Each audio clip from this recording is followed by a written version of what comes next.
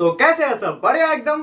तो मेरा नाम है टी प्रवीण और स्वागत है आपके प्यारे चैनल पे फिजिक्स ईक्यू पर। तो गाइस, आज हम इस वीडियो में क्लास 9 साइंस का पहला चैप्टर शुरू कर रहे हैं। चैप्टर का नाम है मैटर इन आवर सराउंडिंग्स। तो गाइस, बहुत ही ज्यादा मजेदार और क्या क्या बोल सकते हैं, एंजॉयमेंट और इजी, बढ़िया हलवा चैप्टर है। ओके गाइस, तो गाइस बहुत ही ज्यादा मजा आने वाला है, तो इस वीडियो को जरूर एंड तक देखिएगा। मैं इस वीडियो में बहुत सारे एक्सपेरिमेंट के थ्रू भी हर एक कॉन्सेप्ट को बताया हूँ। ओके, तो बहुत ही ज्यादा मजा आने वाला है।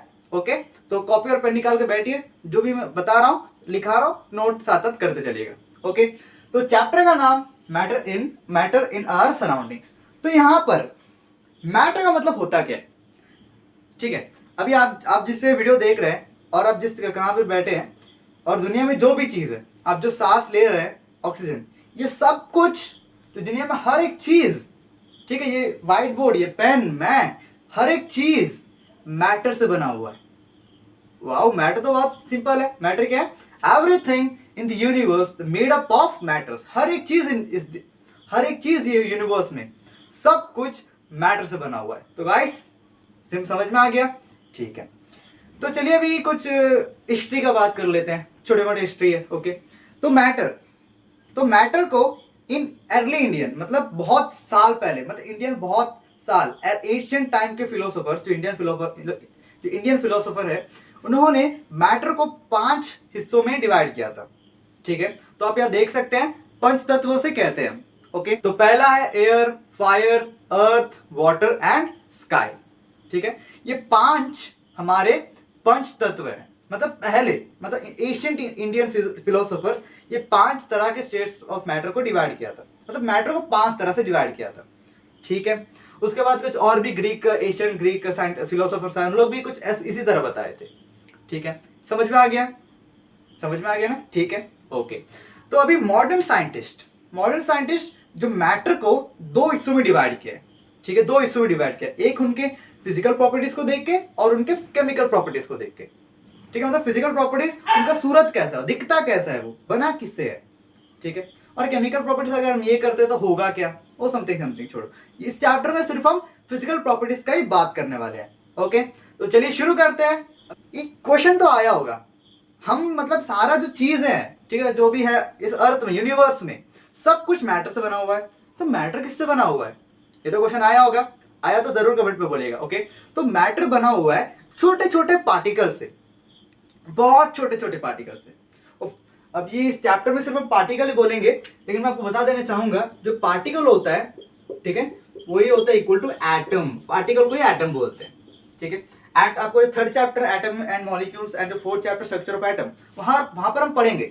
बस यहाँ पर एक आइडिया रखिएगा, पार्टिकल्स इज कॉल्ड एटम्स। तो एटम से बना होता है। अभी हम एटम को बात नहीं करेंगे इस चैप्टर में, तो हम अभी पार्टिकल्स की बात करेंगे। तो मैटर पार्टिकल से बना होता है, पार्टिकल से, छोटे छोटे पार्टिकल से बना होता है। ठीक है, ओके, तो चलिए एक बढ़िया से एक एक्सपेरिमेंट के थ्रू समझते हैं। तो ध्यान से देखिए, मैंने यहाँ पर एक ग्लास में पानी ले लिया है। ठीक है, अभी यहाँ पर मैं क्या करूँगा, ये वाटर में मैं सॉल्ट डिजोल्व करूँगा, मतलब नमक मिलाऊंगा। देखिए, आधा चम्मच मैं नमक मिला रहा हूँ। ओके, तो इसको बढ़िया से डिजोल्व कर देता हूँ। ओके,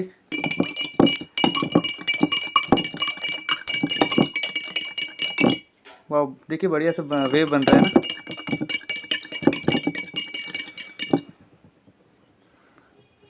एक मिनट। ओके, अभी ये क्या, सॉल्ट डिजोल्व हो रहा है। यहाँ पर हमारे 2 कॉन्सेप्ट क्लियर होते हैं। ठीक है, ध्यान से सुनिए, 2 कॉन्सेप्ट। एक आप अभी नया है, वो है डिफ्यूज़न। ठीक है, और एक जो पार्टिकल्स है मैटर के, ये मैटर है ना, वाटर, और ये क्या है, नमक भी एक मैटर ही है। ओके, अभी यहाँ पर जो सॉल्ट है वो सॉलिड पार्टिकल्स है और जो वाटर लिक्विड पार्टिकल्स है। ठीक है, तो ये भी अभी हम आगे पढ़ेंगे स्टेट्स ऑफ मैटर में। स्टेट्स ऑफ मैटर 3 तरह के होते हैं, पहला solid, then liquid, then gas. अभी यहाँ पर नमक तो सॉलिड था, मतलब क्रिस्टल छोटे छोटे सॉलिड है ना, और ये लिक्विड। अभी ये 2 चीज़ मिक्स हुआ, तो कैसे मिक्स हो गया? जो पार्टिकल्स होते हैं ना, जो लिक्विड के, उनके बीच में स्पेस होता है। ठीक है, उनके बीच में बहुत ज़्यादा स्पेस होता है सॉलिड के हिसाब से। ठीक है, अभी आगे पढ़ेंगे। ठीक है, बहुत ज़्यादा स्पेस होता है। तो मैंने जब सॉल्ट मिलाया, तो जो स्पेस था ना बीच बीच में, ये जो सॉल्ट जाकर, सॉल्ट के पार्टिकल्स उसमें फिट हो गए, उसमें जाके बैठ गए। तो ऐसे डिजॉल्व होता है वाटर। समझ आ गया? और इसी कॉन्सेप्ट को कहते हैं डिफ्यूज़न। डिफ्यूज़न का मतलब है इंटरमिक्सिंग, मतलब दो अलग अलग मैटर के पार्टिकल्स मिक्स हो रहा है, ठीक है, मिक्स हो रहा है, डिजॉल्व हो रहा है, ठीक है, उसे हम कहेंगे डिफ्यूज़न। क्लियर हो गया? देखिए एकदम ये तो जो है ना, जो छोटे छोटे दिख रहे हैं वो तो बबल्स है, ठीक है, जो सॉल्ट है एकदम बढ़िया सा डिजॉल्व हो गया। ओके गाइस, आई होप आपको समझ में आ गया हो यहाँ पर दो concept, particles matter, particles have space between them and diffusion का टॉपिक। क्लियर है? ओके, तो भाई एक्सपेरिमेंट मजा आया, इजी समझ आ गया ना? ओके, तो अभी मेरा आपसे क्वेश्चन है कि मैटर कितने छोटे हो सकते हैं, मैटर कितने छोटे हो सकते हैं? चलिए थोड़ा आंख बंद करके इमेजिन करिएगा, कितना हो सकता है, इमेजिन करिए करिए। आप सोच भी नहीं सकते और उतना छोटा हो सकता है, इतना छोटा बाबा, कितना छोटा, बहुत छोटा हो सकता है। ओके, तो गाइस चलिए उसी भी एक बड़े से एक्सपेरिमेंट के थ्रू ही समझते हैं। तो मैंने यहाँ पर 2 ग्लास पानी ले लिया है। ओके, तो मैं क्या करूँगा, एक ग्लास में थोड़ा उजाला डालूंगा, ठीक है, दूसरे ग्लास में एक चम्मच या एक आधा चम्मच हनी डालूंगा। ओके, तो देखते होता है क्या। तो ध्यान से देखिएगा, मैं इसमें उजाला डाल रहा हूँ, ठीक है, मैंने इसमें उजाला डाला, अब ध्यान से देखिएगा क्या हो रहा है यहाँ पे, ठीक है। मैं उस ग्लास में हनी डालता हूँ, उस ग्लास में हनी डालता हूँ, देखिए मैं इसमें हनी डाल रहा हूँ, तो देख क्या हो रहा है, हनी एकदम नीचे बैठ जा रहा है, ठीक है। अब यहाँ पर आप देख सकते हैं कि ये क्या कर एक ये एक्सपेरिमेंट बताता क्या है।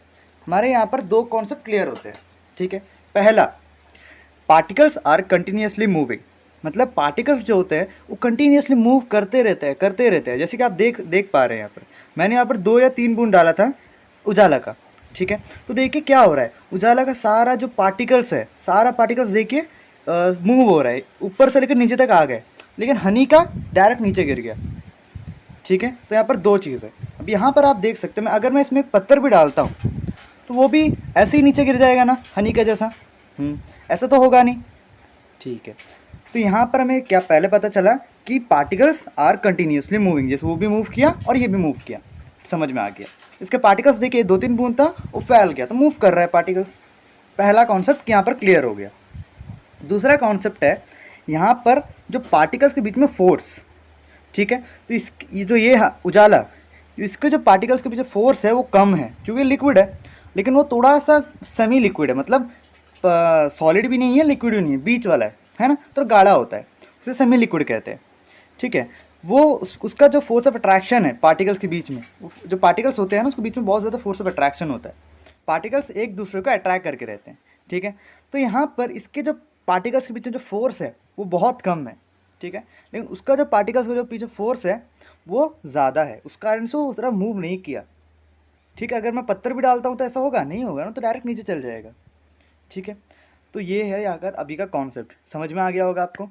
पार्टिकल्स आर कंटिन्यूसली मूविंग, जैसे कि आपने देख लिया यहाँ पर। तो एक्सपेरिमेंट कैसा लगा, समझ आ गया? जो मैटर देखिएगा इतने छोटे हो सकते हैं, है ना, इतने छोटे हो सकते हैं बाबा, कितने छोटे। ओके गाइस, ओके, तो आई होप आपको 2 एक्सपेरिमेंट मजा आया होगा। अगर आपको अभी तक यहाँ तक आपको अगर मजा आया है वीडियो में, तो अभी इस वीडियो को लाइक कर दीजिएगा और कमेंट में बोलिएगा, ओके गाइस, कहाँ पर आपको अच्छा लगा, कहाँ पर आपको खराब लगा वीडियो में।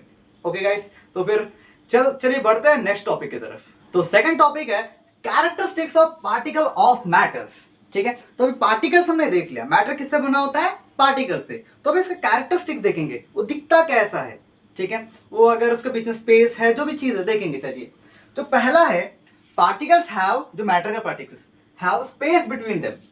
जैसे आप यहाँ पर देख सकते हैं, मैंने यही व्हाइट बोर्ड का, ठीक है, व्हाइट बोर्ड सॉलिड है, इज ऑल्सो मैटर। तो मैटर बना होता है पार्टिकल से, तो सॉलिड बना है, मतलब ये बना है पार्टिकल से। अभी कोई ऐसा नहीं बोलना कि ये बना है लकड़ी से, ठीक है, मैटर का बात कर रहा हूँ, ठीक है। ये क्या है, बना है पार्टिकल से। ये पार्टिकल के बीच में देखिए स्पेस है, देखिए जो वैकेंट स्पेस को क्या कहते हैं हम, वैकेंट स्पेस कहते हैं, ठीक है, बीच में जो खाली स्पेस है, तो पार्टिकल्स के बीच में खाली स्पेस होता है, ठीक है।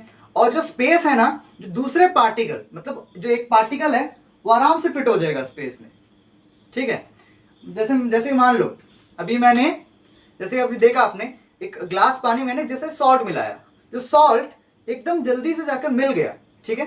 वो क्या किया, वो पार्टिकल्स जो था, जो ये पार्टिकल्स था वाटर का, ठीक है, कोई एटम्स जो पार्टिकल्स है उनके बीच में स्पेस है, वो जो सॉल्ट के जो एटम्स, ठीक है, जो पार्टिकल्स, वो जाकर उस स्पेस में जाकर बैठ गए, ठीक है, उस स्पेस में जाकर फिल हो गए।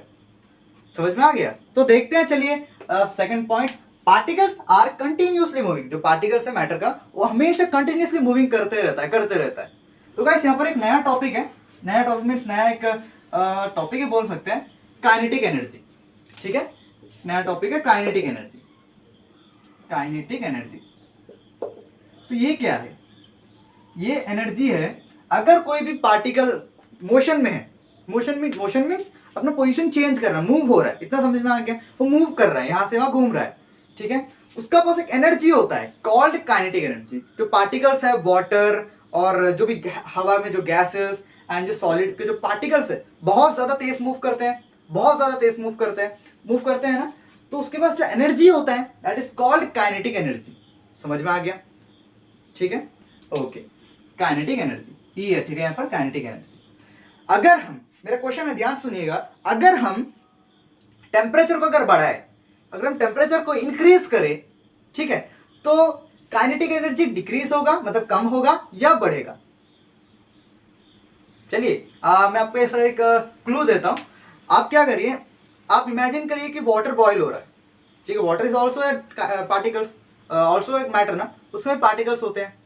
तो हीट करने से क्या होता है?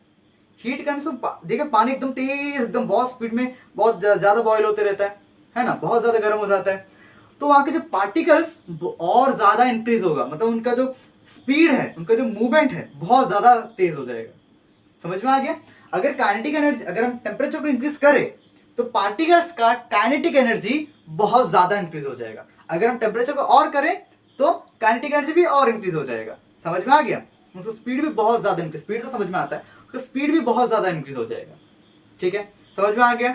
ओके, तो ठीक है ना गाइस, क्लियर है? Any doubt? समझा दे, फिर से समझा दे। तो काइनेटिक एनर्जी, जो पार्टिकल्स मूव करते हैं उनके पास एक एनर्जी होता है, ठीक है, उससे कहते हैं काइनेटिक एनर्जी। जैसे मैं आपको पढ़ा पा रहा हूँ, अभी मेरे पास एनर्जी है ना, उसी में पढ़ा पा रहा हूँ, और जो पार्टिकल्स मूव कर रहे हैं उनके पास एनर्जी है, that is kinetic energy. Simple, temperature को इंक्रीज करें, टेम्परेचर को टी बोल रहा हूँ, ओके, इंक्रीजिंग का ऐसा होता है, इंक्रीज करें और काइनेटिक एनर्जी को k डॉट ई, ठीक है, या फिर हम ऐसे भी लिख सकते हैं E, इसका इधर पे नीचे में k, ठीक है, ये भी इंक्रीज होगा। समझ में आ गया? ठीक है, और यहां पर एक नया टर्म है दैट इज डिफ्यूजन। आप यहां पर देख सकते हैं साइड पे, डिफ्यूजन का डेफिनेशन है। डिफ्यूजन का मतलब है, आप ये पढ़ लीजिए, intermixing of the particles of the different matter.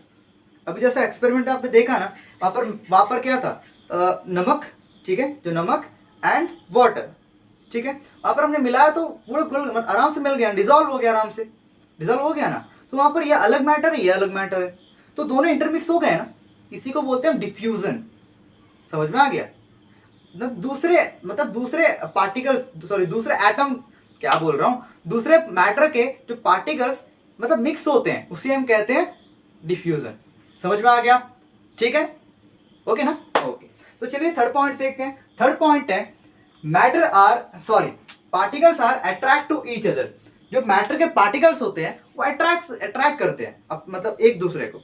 अभी आप ही देखे ना यार, अभी अगर जैसे मैंने डायग्राम बनाया था, उसमें जो पार्टिकल्स है वो पास पास है, अगर अट्रैक्ट नहीं करते तो रिपल करते, और कुछ तो नहीं कर सकते ना, रिपल करते तो एकदम, ये तो होता ही नहीं, व्हाइट बोर्ड कुछ भी नहीं होता, मतलब अट्रैक्ट करते हैं, वो उनके बीच में स्ट्रॉन्ग फोर्स होता है, ठीक है, बहुत ज्यादा स्ट्रॉन्ग फोर्स होता है, और वो भी डिपेंड करता है मैटर के हिसाब से, टाइप्स ऑफ मैटर। जैसे कि अभी हम नेक्स्ट टॉपिक है स्टेट्स ऑफ मैटर, ठीक है, सुन लीजिए, आराम सुन लीजिए। 3 होते हैं, पहला है सॉलिड, दूसरा है लिक्विड, तीसरा है गैस।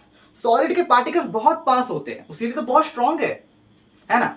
और जो लिक्विड के पार्टिकल्स देखे आराम से पानी हम हाथ रख सकते हैं ना, तो उसके पार्टिकल्स थोड़े ना, मतलब उसका जो फोर्स है बीच में थोड़े से कम है, मतलब दूर दूर है पार्टिकल्स। और हवा तो देखिए आराम से हम हाथ ऐसे कर सकते हैं। अभी मैं व्हाइट बोर्ड का पार कर सकता हूँ? नहीं, मेरे को ही लगेगा हाथ में, ठीक है।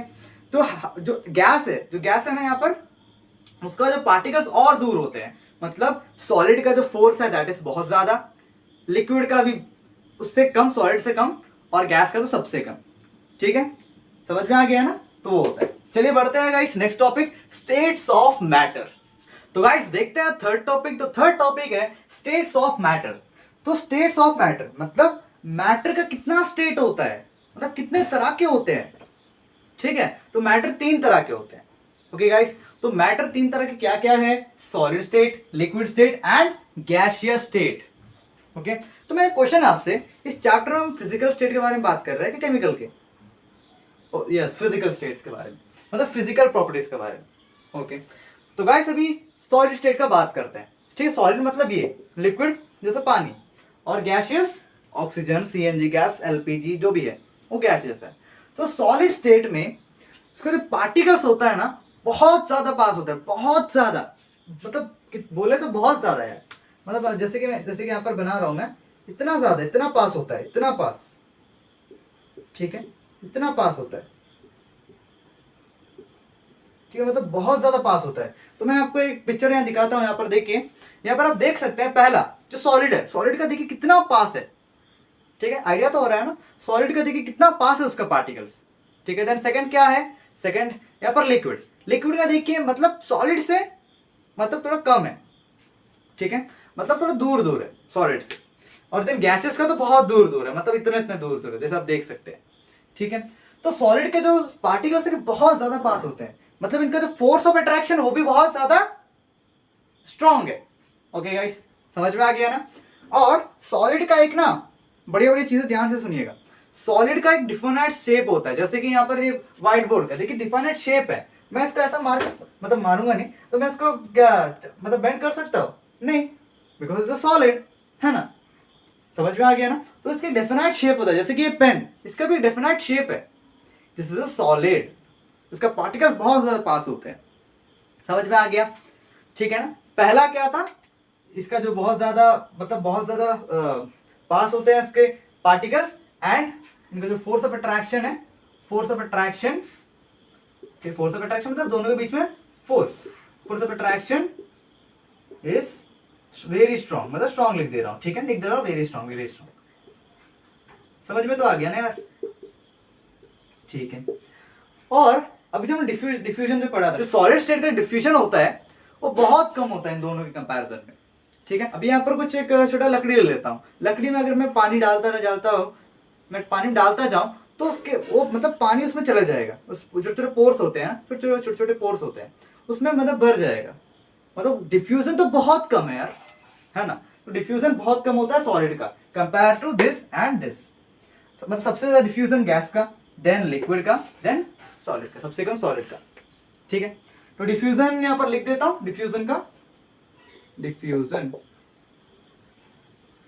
डिफ्यूजन स्टेट पहले किसका है, गैसियस, जी लिख दे सिर्फ, गैसियस, लिक्विड, देन सॉलिड, ये होता है। ठीक है, समझ में आ गया, तो नोट कर लीजिएगा, तो नोट कर लीजिएगा।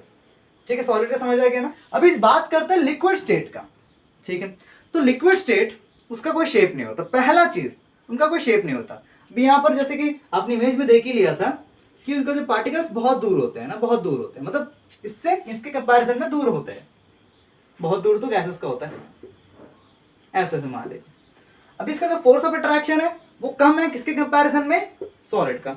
ठीक है, अभी एक चीज यहाँ पर, अगर काइनेटिक एनर्जी इंक्रीज करता हूं, ठीक है, तब सॉलिड स्टेट में कुछ फर्क आएगा। अभी आप ही देखिए, आपने कभी देखा है कि जब लोहार जब जो दाव सब होता है ना, उसे बनाते कैसे हैं, उनको पहले बहुत ज्यादा हीट करते हैं, वो एकदम लाल हो जाता है, बहुत ज्यादा गर्म, वो हीट करते हैं, बाद में उसको मारते हैं। ठीक है, जब उसको मारते हैं तो एक डिफरेंट शेप में आता है, मतलब वहां पर वो सॉफ्ट हो जाता है। ठीक है, मतलब क्या हो रहा है, ध्यान सुनिएगा, ये तो समझ में आ गया। अगर नहीं, आपने अगर नहीं देखा तो कोई बात नहीं है, जो लोहा होता है ना उसको बहुत गर्म करते हैं, पहले एकदम लाल हो जाता है, उसको जब मारते हैं जब मारतुल से, तो क्या होता है, बहुत सॉफ्ट हो जाता है, डिफरेंट शेप में आ जाता है, जैसे दाव डिफरेंट शेप में आ जाता है। ठीक है, अभी वहां पर जो पार्टिकल्स है मैटर के और जो सॉलिड के, उनके बीच में जब बॉन्ड टूट जाता है, समझ में आया। अभी जो फोर्स ऑफ अट्रैक्शन कम हो जाएगा जब हम टेम्परेचर को बहुत इंक्रीज कर देंगे। ये बढ़िया टॉपिक है, बढ़िया पॉइंट है यार, तो याद रखिएगा। ठीक है, अगर हम टेम्परेचर को बहुत ज्यादा इंक्रीज करें तो सॉलिड का जो पार्टिकल्स है उनके बीच में जो फोर्स होता है ना, वो बहुत वीक हो जाएगा, टूट भी जाएगा। समझ में आ गया। जैसे ही देख लीजिएगा, अभी एग्जांपल लेते हैं आइस क्यूब, सॉलिड तो है वो, आइस क्यूब सॉलिड है ना। ठीक है, उसके बाद वो लिक्विड में बदलता है। अगर हम आइस क्यूब को गर्म करते तो क्या होता है, वो एकदम मेल्ट हो जाता है। मतलब आइस क्यूब के जो बीच में पार्टिकल्स के जो बीच में जो फोर्स ऑफ अट्रैक्शन था वो पूरा टूट गया, तो एकदम पानी लिक्विड में बदल गया। समझ में आया? ठीक है, समझ में तो आ गया। चलिए बढ़ते हैं लिक्विड स्टेट। लिक्विड स्टेट में जो पार्टिकल्स होते हैं बहुत दूर होते हैं, इनका जो फोर्स ऑफ अट्रैक्शन कम होता है कंपैरिजन टू सॉलिड स्टेट। समझ में आ गया? ओके। और इसका कोई डेफिनेट शेप नहीं होता है, ठीक है, लेकिन इसका डिफ्यूजन रेट, मतलब डिफ्यूजन रेट का मतलब कितना जल्दी मतलब डिफ्यूज होता है, कितने जल्दी मिक्स होता है ये दूसरे पार्टिकल से, कितने जल्दी मिक्स होता है, उसे कहते हैं डिफ्यूजन रेट। इसका ज्यादा होता है कंपेयर टू सॉलिड। हम देख तो लिया है बट ठीक है, इसीलिए जैसे कि हमने एक्सपेरिमेंट में देखा, लिक्विड में जब हम सॉल्ट मिलाया तो एकदम जल्दी, मतलब बहुत जल्दी वो मिक्स हो गया, डिसॉल्व हो गया, वहां पर इंटरमिक्स हो गया, डिफ्यूज जल्दी हो गया, वहां पर डिफ्यूजन रेट ज्यादा है compare to this solid state. समझ में आ गया ना? ठीक है, तो बढ़ते हैं next gaseous state. Gaseous state का तो बहुत ही इंटरेस्टिंग है यार। गैसियस स्टेट का देख के, जैसे कि इसको कोई डेफिनेट शेप नहीं होता, मैं ऐसे बना, ठीक है, समझ में तो आ गया होगा। ठीक है, एक बैलून बना देता हूँ, ठीक है, एक बैलून है। अब इसके बीच में क्या होता है, बहुत सारे पार्टिकल्स, गैस पार्टिकल्स तो बहुत दूर होते हैं, तो बहुत दूर होते हैं, बहुत, ठीक है, ओके।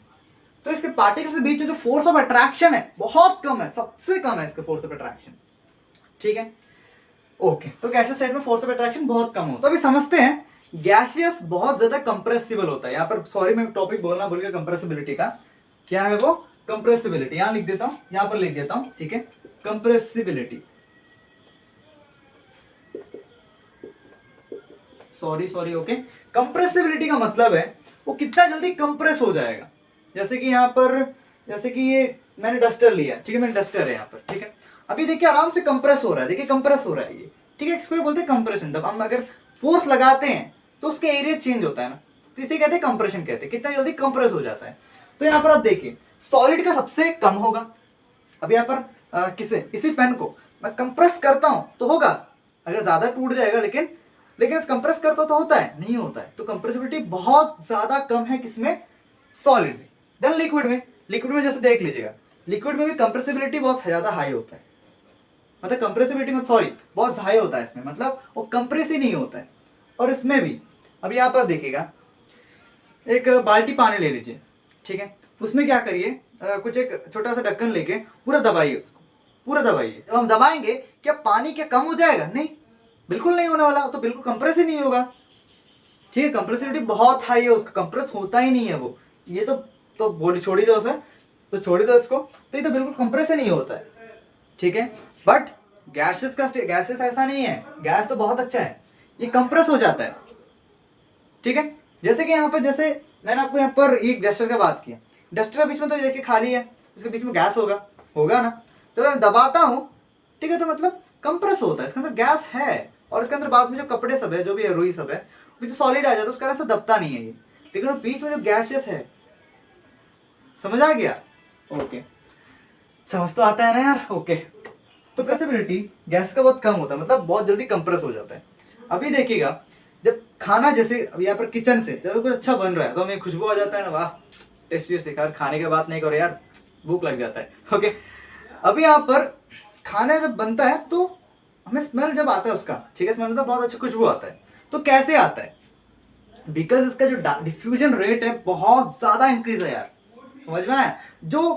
जिसको गैसेस, जो पार्टिकल जो खाना से जो उसके निकल रहे हैं ना, जो उसका जो गैसेस, इसके जो वेपर निकल रहा है, पता है, वो आके जो इसके गैसेस हैं उससे मिक्स हो जाता है। वो मिक्स हो इतना ज्यादा, और मूवमेंट भी बहुत ज्यादा है, वो इतना जल्दी मूव करके हम लोग कितना भी दूर हो, सुना हम लोग खुशबू तो आता ही है ना, तो हमें वहां तक हमारे पास पहुंच जाता है, ठीक है। लेकिन आपने कभी नोटिस भी किया होगा, जो ठंडा खाना है, ठीक है, जो ठंडा खाना और जो गर्म खाना है, ठीक है, अगर दोनों रखा है तो हमें किसका खुशबू जल्दी हमें पहुंच जाएगा?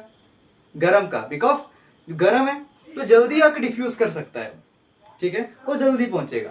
और जो ठंडा खाना कम, मतलब लेट पहुंचेगा। समझ में आ गया? ओके। तो गाइस यहाँ पर एक नया सा एक फॉर्मूला है, वो है प्रेशर का, ठीक है। प्रेशर कुछ नहीं है यार, प्रेशर एकदम इजी है। प्रेशर का मतलब है, जैसे कि यहाँ पर देखिए, इसी डस्टर को मैं अगर दबाता हूँ, देखिए मैंने जिस डस्टर को दबाया तो मैंने क्या किया, फोर्स लगाया मैंने, देखिए मैंने यहाँ पर फोर्स लगाया, फोर्स कहते हैं, मैंने फोर्स लगाया, तो उसका एरिया जो है पूरा चेंज हो गया। पहले देखिए बेचारा ऐसा था, मैंने उसका ऐसा फोर्स लगाया तो इसका एरिया ही पूरा बदल गया, है ना। तो इसे ही प्रेशर कहते हैं। प्रेशर मतलब force applied per unit area, applied to per unit area is called pressure. समझ में आ गया? ओके। प्रेशर का फॉर्मूला क्या होता है? प्रेशर का फॉर्मूला होता है, अगर आगे काम आएगा, ठीक है, फोर्स पर यूनिट एरिया। हम आगे पढ़ेंगे ये चीज। ओके, तो चलिए गाइस बढ़ते हैं नेक्स्ट टॉपिक की तरफ। तो देखते हैं फोर्थ टॉपिक। तो फोर्थ टॉपिक है effect of change of temperature. मतलब हम टेम्परेचर को चेंज करते हैं तो स्टेट्स ऑफ मैटर में क्या इफेक्ट पड़ता है। ओके, तो यहाँ पर मैंने महाभारत लिख रखा है, ठीक है। तो चलिए पढ़ते हैं थोड़ा। ऑन इंक्रीजिंग दी टेम्परेचर, ठीक है, बहुत इंपॉर्टेंट है यार, ये आप एग्जाम में डायरेक्ट लिखोगे ना आपको पक्का मार्क्स मिल जाएगा अगर क्वेश्चन के हिसाब से, ठीक है। बहुत इंपॉर्टेंट लाइन है, तो ध्यान से देखिए। On increasing the temperature of solid, अगर हम सॉलिड का टेम्परेचर इंक्रीज करते हैं तो आगे चलिए पढ़ते हैं द काइनेटिक एनर्जी, ठीक है, जो पार्टिकल्स मूव करते हैं ना, जो सॉलिड के अंदर जो कुछ भी पार्टिकल्स, स्टेट्स ऑफ मैटर जो पार्टिकल्स है मूव करते हैं, उसके पास एनर्जी होता है, that is called kinetic energy, ठीक है। The kinetic energy of particles increases, ठीक है। अगर हम टेम्परेचर इंक्रीज करते हैं तो काइनेटिक एनर्जी और इंक्रीज तो होगा ही, ठीक है। Due to increase in kinetic energy the particle start vibrating, मतलब बहुत ज्यादा तेज विथ ग्रेटर वेलोसिटी और विथ ग्रेटर स्पीड, ठीक है। बहुत ज्यादा ग्रेटर स्पीड से वो मूव करता है, ठीक है, और वेलोसिटी भी बोल सकते हैं, आगे हम पढ़ेंगे, ठीक है। बहुत तेजी से मूव करता है, ठीक है। Then the energy supplied by heat overcome the force of attraction between the particles. ये तो आपको पता ही है, जैसे मैंने बोल ही दिया था, अगर हम टेम्परेचर इंक्रीज करेंगे तो जो पार्टिकल्स के जो बीच में फोर्स ऑफ अट्रैक्शन है सॉलिड के, ठीक है, सॉलिड पार्टिकल्स के जो फोर्स ऑफ अट्रैक्शन है वो बहुत ज्यादा गिर जाएगा, बहुत ज्यादा कम हो जाएगा, ठीक है। चलिए आगे बढ़ते ध्यान से, ठीक है, पूरा फोकस यहाँ होना चाहिए। The particles leave their fix position, the particles leave their fix position and start moving freely, मतलब गैसियस और लिक्विड स्टेट के जैसे मूव करेगा, मतलब उसमें जो पार्टिकल्स होते हैं दूर दूर वैसे फ्रीली मूव कर सकता है, ठीक है। मतलब उतना हम टेम्परेचर इंक्रीज करें जो उसका फोर्स ऑफ अट्रैक्शन जो बहुत ज्यादा कम हो जाए, मतलब कम ही हो जाए, बहुत कम, तो उसका फिक्स पोजीशन से उठ के और फ्रीली मूव करने लगेगा, ठीक है। तो ऑब्वियस है। उसके बाद अ stage is reached when the solid melt and is converted into liquid. ऐसा कोई टेम्परेचर जहां पर सॉलिड एकदम लिक्विड बदल जाएगा यार, एकदम लिक्विड बदल जाएगा, ठीक है, उसे हम कहते हैं मेल्टिंग पॉइंट। तो चलिए पढ़ते हैं। The temperature at which a solid melts to become a liquid at atmospheric temperature, atmospheric pressure is called melting point. Atmospheric pressure कुछ नहीं है, जो एटमॉस्फेयर है ना वो भी हम पे प्रेशर डालता है, ठीक है। उसको जो वैल्यू आप आगे पढ़ोगे 11th में, अगर आप साइंस लेते हो तो वहां पर पढ़ोगे, ओके। तो यहाँ पर जो टेम्परेचर है, जहां पर सॉलिड लिक्विड में बदल जाएगा, ठीक है, वो टेम्परेचर को हम कहते हैं मेल्टिंग पॉइंट। समझ में आ गया? ये बहुत ज्यादा इंपॉर्टेंट है, तो स्क्रीनशॉट ले लीजिएगा, ठीक है, हो गया, ओके। तो इंपॉर्टेंट यहाँ पर ये पॉइंट था, और ये बहुत इंपॉर्टेंट है यार, ये कहानी आप लिखते हो तो आपको अच्छा मार्क्स मिलेगा एग्जाम में, ओके। तो गाइस अभी देखते हैं next topic, that is next topic नहीं, इसी में वही टॉपिक है, फ्यूजन। फ्यूजन का मतलब है द प्रोसेस ऑफ मेल्टिंग, ठीक है। अब यहाँ पर एक मेल्टिंग पॉइंट है, मतलब वो टेम्परेचर जहां पर सॉलिड लिक्विड में बदलता है, दैट इज मेल्टिंग पॉइंट, ठीक है। जो प्रोसेस है ना, जो मेल्ट होने का, मतलब जहां पर जो फोर्स ऑफ अट्रैक्शन टूटता है, जो मतलब इसके बीच में सॉलिड पार्टिकल्स के बीच में, देन उसके धीरे धीरे काइनेटिक एनर्जी और इंक्रीज करता है, वो फ्रीली मूव करता है और मेल्टिंग पॉइंट आता है, तो वो लिक्विड बदल जाता है। ये जो प्रोसेस है is called fusion, the process of the melting of solid to liquid, ठीक है। द चेंजिंग ऑफ स्टेट बोलेंगे, the changing of state from solid to liquid is called fusion, ठीक है। यहाँ पर आप देख सकते हैं डेफिनेशन आ चुका है, तो स्क्रीनशॉट ले लीजिएगा, हो गया, ओके। तो गाइस अभी हम यहाँ पर कुछ टेम्परेचर मेजरिंग स्केल के बारे में बात करेंगे, ठीक है। जैसे कि यहाँ पर हम टेम्परेचर कैसे मापते हैं, डिग्री सेल्सियस ना, 100 डिग्री सेल्सियस, 23 डिग्री सेल्सियस, ठीक है। यहाँ पर याद रखिएगा हमारा जो रूम टेम्परेचर होता है, नॉर्मली रूम टेम्परेचर होता है 25 डिग्री सेल्सियस, ठीक है। आपका और बुक्स में देखोगे 22 दिया होगा, 26, 27, तो मैक्सिमम एवरेज देखा जाए तो 25 ही मैक्सिमम होता है, ओके गाइस। तो अभी हम कुछ ऐसे टेम्परेचर स्केल्स के बारे में बात करेंगे, जैसे कि मेजर करते हैं सेल्सियस में, ऐसा होगा केल्विन में और फ़ारेनहाइट में, वो भी दो तरह के हैं, ठीक है। तो चलिए वो पढ़ते हैं उसके बारे में। तो अभी देखते हैं केल्विन स्केल, ठीक है। मतलब हम मेजर करते हैं जैसे टेम्परेचर को डिग्री सेल्सियस में, वैसे ही केल्विन में भी मेजर कर सकते हैं। ओके गाइस, तो अभी देखते हैं हम, जैसे कि मान लो अभी रूम टेम्परेचर मान लीजिए 27 डिग्री सेल्सियस, अभी मान लीजिए थोड़ा, ठीक है 25 मान लीजिए, नहीं तो ठीक है, अभी 25 डिग्री सेल्सियस है, 25 डिग्री सेल्सियस है टेम्परेचर, रूम टेम्परेचर, ठीक है। अभी मुझे इसे केल्विन में कन्वर्ट करना है। अभी हम केल्विन में कैसे बोलेंगे, ठीक है। तो इसका फॉर्मूला है, ध्यान सुनिएगा, फॉर्मूला है केल्विन में 273, केल्विन का क्या होता है 273 डिग्री प्लस सेल्सियस के, ठीक है। अगर 273 हम ऐड करते हैं तो केल्विन में बदल जाता है, ठीक है, वो केल्विन में बदल जाता है और उसका यूनिट होता है के, जैसे कि डिग्री सेल्सियस का सेल्सियस में सी, वैसे ही यहाँ पर के होता है। अभी यहाँ पर देखिए room temperature is 25 degree Celsius, ठीक है। अभी इसे मुझे केल्विन में कन्वर्ट करना है, बहुत इंपॉर्टेंट क्वेश्चन एग्जाम में बहुत पूछा जाता है, ठीक है। तो अभी मुझे इसे केल्विन में बदलना है, ठीक है। केल्विन में बदलने के लिए क्या करेंगे, 273 से इसे ऐड कर देंगे, ठीक है। तो कितना आ जाएगा, ये मिलके यहाँ पर 8, यहाँ पर 9, यहाँ पर 2, तो कितना आ गया 298 केल्विन, ठीक है। अब यहाँ पर मुझे चलिए 36 डिग्री सेल्सियस, चलिए जल्दी से आप करिए, पॉज कर ट्राई करिए, पॉज करके, ठीक है, हो गया, पॉज कर करना। अभी यहाँ पर 273 से ऐड कर दीजिए सिर्फ 36, तो ये दोनों मिलकर 9 या 10, मतलब 309 केल्विन, 309 केल्विन। चलिए जल्दी से 28, फास्ट पॉज कर ट्राई कर, हो गया। तो ऐड करिए 27 प्लस 28, तो कितना हो गया, इधर ये मिलके 11, यहाँ पर 1, तो 10 0, तो 301 केल्विन। समझ में आ गया, ठीक है। तो गाइस आपको, आप यहाँ देख सकते हैं, आपके लिए कुछ होमवर्क रखा है मैंने यहाँ पर, तो मैंने यहाँ पर 5 क्वेश्चन रखा है, तो प्लीज यार इसका सोल्यूशन अच्छे से ट्राई करिए, आप एग्जाम में आप अच्छे मार्क्स ला सकोगे। ओके, हर एक क्वेश्चन को करिए और कमेंट में प्लीज बोलिएगा, ठीक है, ये वीडियो कैसा लगा और आपको जो मन में बोलिए। ओके गाइस, तो अभी हम पढ़ेंगे नेक्स्ट फ़ारेनहाइट स्केल। ये केल्विन स्केल था, हम एक फ़ारेनहाइट स्केल भी होता है मेजर करने के लिए, ठीक है, उसका बारे में चलिए पढ़ेंगे। तो अभी देखते हैं हम सेल्सियस स्केल को फ़ारेनहाइट स्केल में कैसे बदले। ओके, तो अभी आपको बहुत डाउट आ रहा होगा कि हम टेम्परेचर का यूनिट तो सेल्सियस होता है, मतलब इतना लग रहा होगा, मतलब रियल यूनिट क्या होता है, केल्विन होता है, सेल्सियस होता है या फ़ारेनहाइट होता है। तो सुन लीजिए, जो रियल यूनिट है उसको बोलते हैं एसआई यूनिट। एसआई यूनिट का इसका जो फुल फॉर्म होता है सिस्टम इंटरनेशनल यूनिट, मतलब इसका जो यूनिट होता है वो होता है केल्विन, ठीक है, इसका मतलब बताऊंगा, यूनिट होता है केल्विन। टेम्परेचर का जो एसआई यूनिट होता है वो होता है केल्विन, और सेल्सियस और फ़ारेनहाइट होता है बट हम यहाँ पे यूज करते हैं। बट सिस्टम इंटरनेशनल मतलब आप दुनिया में कहीं में भी आप वहां पर आप यूज कर सकते हो, हर एक जगह पर यूज कर सकते हैं, ठीक है। तो मान लीजिए मेरे पास है 32 डिग्री सेल्सियस, ठीक है, मेरे पास है 32 डिग्री सेल्सियस। अभी मुझे इसे फ़ारेनहाइट में बदलना है, तो कैसे बदलेंगे, तो ऐसे लिखते हैं फ़ारेनहाइट को F, ऊपर में डिग्री, उसके बाद 9/5 इंटू सेल्सियस के जगह पर कितना है 32, ठीक है, नेट प्लस 32। जब इसको सॉल्व करेंगे हमारे पास फ़ारेनहाइट स्केल आ जाएगा, ठीक है। ओके, तो अभी करते हैं, चलिए 25 रूम टेम्परेचर में 25 डिग्री सेल्सियस, तो यहाँ पर हम रखेंगे 25, ठीक है, यहाँ पर हो गया 5, 9 5 45, 9 5 45, 45 प्लस 32 कितना होता है, 45 प्लस 32 7 एंड 7, तो फ़ारेनहाइट कितना आ गया 77 फ़ारेनहाइट, टेम्परेचर आ गया 77 फ़ारेनहाइट। क्लियर है, ठीक है। अगर आपको क्वेश्चन ऐसा पूछता है तो इस फॉर्मूला लगा के आपको यूज करना है, ठीक है।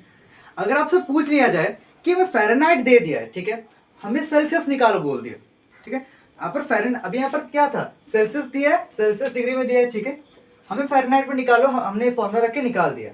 अगर आपसे ऐसा पूछ लिया कि फ़ारेनहाइट दे दिया है, ठीक है, अभी सेल्सियस स्केल में निकालो, तो कैसे निकालेंगे, कुछ नहीं करना है, वेरी सिंपल। अभी यहाँ पर यही फॉर्मूला में हमें यहाँ पर सेल्सियस का फॉर्मूला निकाल देना, ठीक है। तो पहले क्या करेंगे, देखिए ध्यान से देखिए, मैं 32 को पहले यहाँ पर भेजता हूँ, ठीक है, सिंपल है, देखिए -32 आ जाएगा, +32 है तो यहाँ पर आकर -32, ठीक है। कितना इज इक्वल्स टू सी मतलब 9/5 डिग्री सेल्सियस, इंटू लिख देता हूँ यहाँ पे, इंटू डिग्री सेल्सियस। अब यहाँ पर इसे इधर मल्टीप्लाई करिए तो मैं इसे ब्रैकेट में लिख देता हूँ। अगर मैं इसे यहाँ पर मल्टीप्लाई करता हूँ तो क्या आ जाएगा 5/9, यहाँ पर आके 5 ऊपर 9 नीचे, तो 5/9 F -32, तो कितना आ गया, इसका फॉर्मूला ऐसे आ गया। समझ में आया ना। अभी हम ये सबसे मल्टीप्लाई होगा तो इसलिए मैंने ब्रैकेट में रख दिया, इसका मतलब ये सबसे मल्टीप्लाई हो रहा है। समझ में आ गया, ठीक है। ये फॉर्मूला अब यहाँ पर कैसे राइट है, कैसे बोल दोगे, तो यहाँ पर ध्यान से देखिए,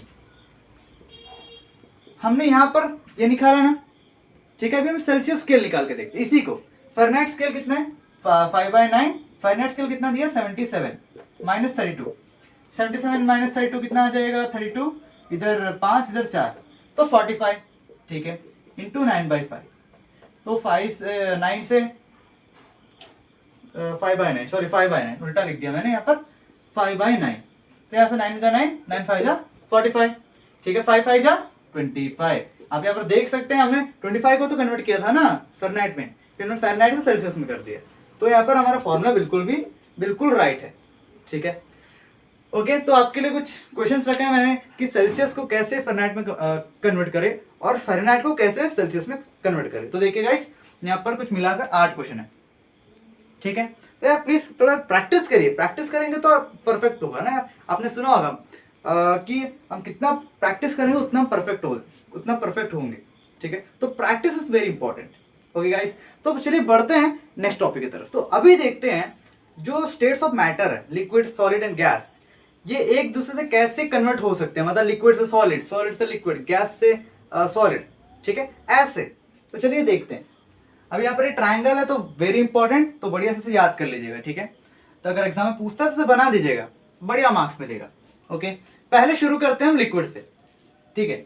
लिक्विड से हम ध्यान से देखिए, लिक्विड से solid is called solidification. Liquid से सॉलिड लिखिए, लिक्विड से सॉलिड लिखिए, लिक्विड से सॉलिड इज कॉल्ड सॉलिडिफिकेशन, ठीक है। अभी यहां पर उल्टा, सॉलिड से लिक्विड इज कॉल्ड फ्यूजन, ठीक है। सॉलिड से लिक्विड इज कॉल्ड फ्यूजन। ये समझ आ गया ना, बढ़िया से स्क्रीनशॉट ले लीजिएगा। ओके ओके, नेक्स्ट यहां पर देखते हैं, गैस से सॉलिड, गैस से डायरेक्ट सॉलिड, उसको हम कहते हैं डिपोजिशन, ठीक है। ये सब हम लैब में मैक्सिमम देखते हैं, ठीक है। यहाँ पर गैस से सॉलिड, ठीक है, और इसका उल्टा सॉलिड से गैस इज कॉल्ड सब्लिमेशन। जैसे कि यहाँ पर कपूर नहीं होता, कपूर, अमोनियम क्लोराइड को छोड़िए, जो कपूर होता है ना, उसे भी देखिए वो बिना लिक्विड में बदले गैस में बदल जाता है। अब यहाँ पर देख, कुछ भी अगर चीज बदलना है तो क्या होता है, देखिए पहले सॉलिड, ठीक है, सॉलिड का फिर काइनेटिक एनर्जी जो पार्टिकल्स है उसका जो टूटेगा, जो पार्टिकल्स टूटेगा, फिर वो लिक्विड में बदलेगा, फिर लिक्विड से गैस बदलेगा ना। बट यहाँ पे क्या हो रहा है, डायरेक्ट सॉलिड से गैस, तो बीच का कुछ काम ही नहीं है, लिक्विड का तो कुछ काम ही नहीं रहा है यहाँ पर, ठीक है। इसे हम कहते हैं सब्लिमेशन, ठीक है। और यहाँ पर और एक फंडा है, तो जो गैस है वो डायरेक्ट बदल जा रहा है सॉलिड में। अभी उल्टा भी तो हो सकता है। अभी यहाँ पर गैस पर बदलता है, फिर गैस बदलता है वाटर में, ठीक है, फिर वाटर मतलब वही लिक्विड में, लिक्विड फिर बदलता है सॉलिड में, है ना, उसे हम कहते हैं सॉलिडिफिकेशन। बट यहाँ पर भी देखिए बीच का तो काम ही नहीं रहा लिक्विड का, तो ठीक है, इसे कहते हैं deposition. Gas to solid is called deposition and solid to gas is called sublimation. Clear हो गया यहाँ तक। सॉलिड से liquid is called fusion, liquid to solid तो इजी है, लिक्विड से सॉलिड होता है सॉलिडिफिकेशन, और गैस से सॉलिड इज कॉल्ड डिपोजिशन, और सॉलिड से गैस इज कॉल्ड सब्लिमेशन। इतना हो गया। अभी चलिए यहाँ पर देखते हैं, क्लियर है ना, एनी डाउट? ओके, नहीं है। ओके, नेक्स्ट, लिक्विड से gas is called vaporisation, liquid से गैस इज कॉल्ड वेपराइजेशन, ठीक है। लिक्विड से गैस, ठीक है। देन उसका उल्टा, गैस से लिक्विड इज कॉल्ड कंडेंसेशन। जैसे कि यहाँ पर आप अगर ठंडा पानी फ्रिज से निकाल के बाहर रखिए, क्या होता है, बाहर बहुत पानी आ जाता है ना, उसके अराउंड सरफेस में, बाहर पे वो कैसे आता है, देखिए बताता हूँ। तो यहाँ पर जो हवा है इसमें मॉइस्चर होता है, मतलब पानी के ड्रॉपलेट्स होते हैं, पानी का जो पानी होता है, वाटर होते हैं, उसे मॉइस्चर कहते हैं, ठीक है। तो क्या होता है, जब जो ठंडा पानी को रखते हैं तो उससे गैस निकलता है, देखते हैं ना, गैस निकलता है, वो जाके उससे कांटेक्ट में आता है, ठीक है। वो कांटेक्ट में आने के कारण जो गैस कन्वर्ट हो जाता है किस में, लिक्विड में। ऐसे ऐसे होता है कहानी। और ऐसे भी हो सकता है टेम्परेचर के कारण भी वो हो जाता है। दो चीज इसमें काम करता है। तो ये होता है कंडेंसेशन का, ठीक है, गैस से लिक्विड, ठीक है, समझ आ गया। इसका एग्जांपल जो हम ठंडे पानी निकालते हैं उसका, और यहाँ पर लिक्विड से गैस, और यहाँ पर गैस टू सॉलिड क्या होता है, डिपोजिशन। सॉलिड से gas is called sublimation, liquid से solid is called solidification, solid से लिक्विड इज कॉल्ड फ्यूजन। समझ में आ गया। तो गाइस बढ़िया से इसका एक स्क्रीनशॉट ले लीजिएगा। हो गया। तो बढ़ते हैं लास्ट टॉपिक की तरफ। लास्ट टॉपिक है इवापोरेशन। सुनिए ध्यान से, इवापोरेशन का मतलब क्या है, वो भी सेम है। वो क्या होता है, लिक्विड से वेपर में बदलता है। यहाँ पर बहुत जन कंफ्यूज होते हैं वेपराइजेशन और इवापोरेशन में। इवापोरेशन यहाँ पर लिख देता हूं, इवापोरेशन में,